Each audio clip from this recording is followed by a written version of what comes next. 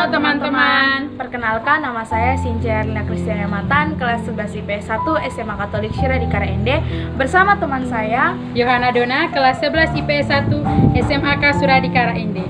Di sini kami akan mengeksplorasi tentang suatu jenis bencana dan tindakan mitigasi sesuai dengan jenis bencana tersebut. Jenis bencana yang akan kami eksplorasi adalah bencana banjir. Bencana banjir bandang adalah bencana yang terjadi di suatu daerah yang memiliki permukaan rendah dan terjadi karena hujan yang terus-menerus terjadi. Banjir bandang ini mempunyai sifat datang secara tiba-tiba dan biasanya dengan sangat cepat. Baik teman-teman, selanjutnya saya akan menjelaskan tentang penyebab banjir bandang. Yang pertama, membuang sampah sembarangan. Salah satu penyebab banjir bandang yang paling utama adalah membuang sampah sembarangan. Kebiasaan membuang sampah yang tidak pada tempatnya pasti akan memberikan dampak buruk bagi lingkungan. Ketika sampah-sampah tersangkut, aliran sungai akan berhenti dan volume akan semakin membesar. Hal inilah yang menyebabkan berpotensi menimbulkan tekanan sangat besar dan terjadinya banjir. Yang kedua, curah hujan tinggi. Tingginya curah hujan yang terjadi berdampak pada meningkatnya volume air di daratan. Jika air tidak bisa terserap dengan sempurna oleh tanah atau dialirkan ke sungai, kondisi ini bisa menjadi penyebab banjir bandang, terutama di area perbukitan. Yang ketiga, penebangan hutan liar. Sebagaimana kita tahu, pohon atau tumbuhan berperan penting meresap air yang jatuh ke tanah. Jika terjadi penebangan pohon besar-besaran, dapat berpotensi memicu terjadinya banjir bandang. Baik teman-teman, selanjutnya saya akan menjelaskan mengenai dampak dari banjir bandang. Yang pertama adalah munculnya korban jiwa. Adapun dampak negatif dari banjir bandang salah satunya adalah munculnya korban jiwa. Hadirnya korban sebagai dampak banjir bandang seringkali dikarenakan terseret arus atau luapan air yang tak terprediksikan. Yang kedua adalah dampak korban harta benda. Dampak korban harta benda ini dapat menimbulkan efek yaitu ratusan rumah rusak berat dan juga dokumen-dokumen penting atau benda-benda penting yang dimiliki oleh penduduk yang terkena dampak terhanyut oleh banjir bandang. Baik, yang ketiga adalah dampak bidang ekonomi.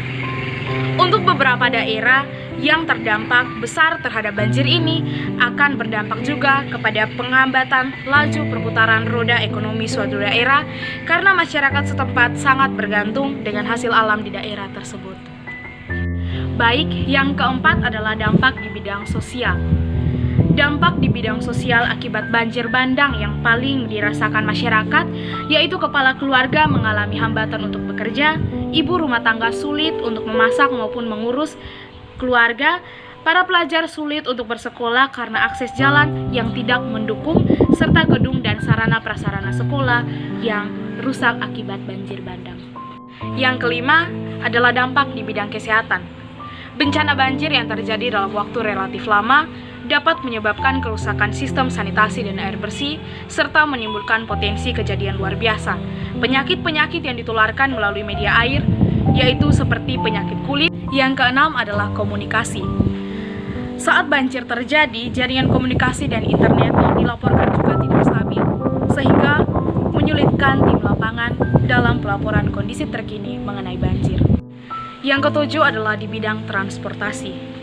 Banjir yang meluap hingga di jalanan dapat menimbulkan masalah, salah satunya adalah lumpuhnya jalur transportasi, sehingga warga, baik pejalan kaki ataupun pengguna kendaraan, tidak bisa melewati dan tentu hal ini akan menimbulkan kerugian. Selanjutnya, saya akan menjelaskan tentang teknologi yang berkaitan dengan bencana banjir.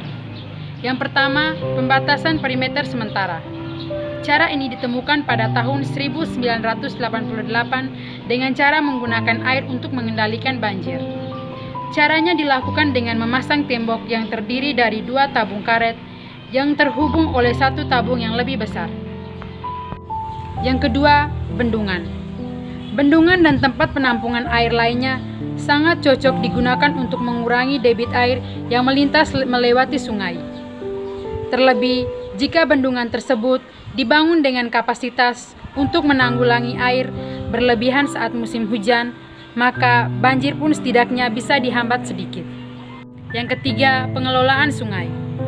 Di banyak negara, sungai yang rawan banjir kebanyakan dipasangi tanggul, pematang, waduk, dan bendungan yang bisa digunakan untuk mencegah luapan air sungai. Jika saya menjadi seorang kepala daerah di tempat terjadinya bencana tersebut, maka mitigasi pra dan pasca bencana yang akan saya lakukan adalah yang pertama pra bencana, yaitu melakukan pertemuan dengan masyarakat untuk membahas evaluasi banjir yang pernah terjadi dan melakukan perencanaan untuk menghadapi banjir yang mungkin akan datang.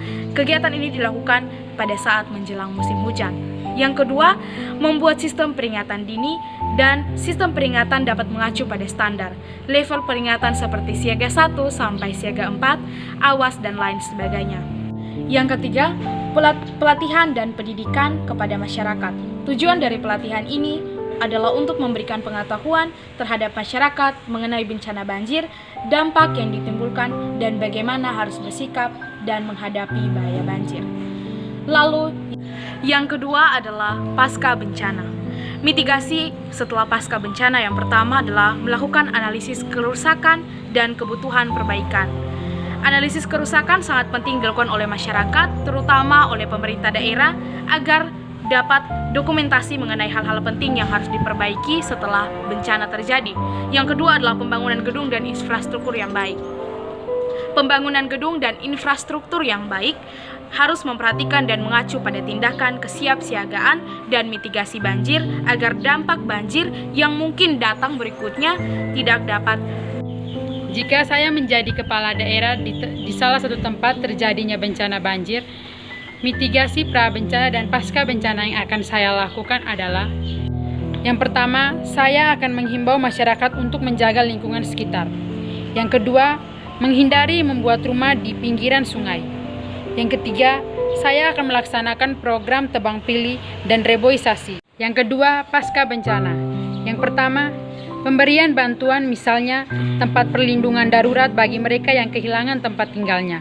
Yang kedua, membersihkan tempat tinggal dan lingkungan rumah. Setelah kami menjelaskan mengenai bencana banjir bandang, maka kami dapat mengambil kesimpulan dan saran. Kesimpulannya adalah banjir bandang ini sangatlah rawan dan dapat terjadi di berbagai daerah di negeri ini. Sebenarnya penyebab utama banjir bandang ini karena ulah manusia. Dan menurut kami, cara yang paling efektif untuk mencegah banjir bandang ini adalah dengan adanya sikap atau perilaku menjaga kebersihan lingkungan hidup kita. Menurut kami, saran yang dapat kami berikan kepada masyarakat adalah: marilah kita menjaga lingkungan ini agar tidak terjadi hal-hal yang tidak diinginkan, semisalnya banjir. Jaga kebersihan lingkungan merupakan kewajiban bagi kita agar terhindar dari bencana banjir yang akan membawa bencana yang lainnya. Sekian penjelasan kami mengenai bencana banjir. Terima kasih.